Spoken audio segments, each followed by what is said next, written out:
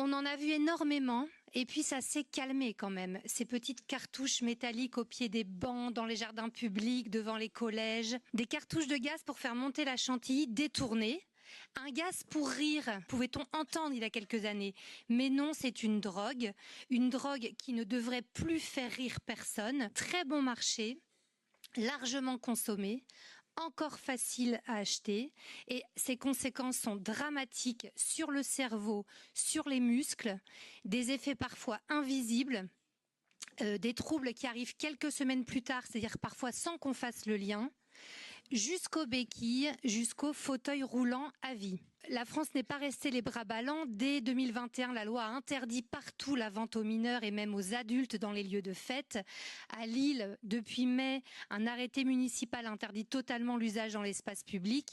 Et surtout, chers collègues, une nouvelle loi interdira dès janvier 26 toute vente, sauf aux professionnels agréés. Pendant ce temps, le crime innove. Ce ne sont plus seulement des cartouches, mais des tanks, l'équivalent de 600 doses dans une seule grosse cartouche.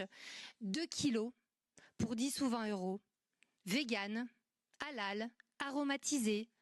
Oui, les réseaux criminels jouent avec les goûts et les couleurs. Le proto arrive par Internet ou depuis la Belgique. Donc, comme toujours, il ne nous suffit pas d'interdire et que la loi avance vers ces interdictions, il faut aussi faire de la prévention avec les collégiens surtout, et il faut aussi former les éducateurs et les soignants. C'est une drogue qui a un impact environnemental et logistique énorme. Dans notre centre de tri, ça a été dit, 20 arrêts du centre, des agents exposés, plus d'1 million d'euros d'impact, une charge lourde, ingérable pour la métropole, donc pour tous les contribuables.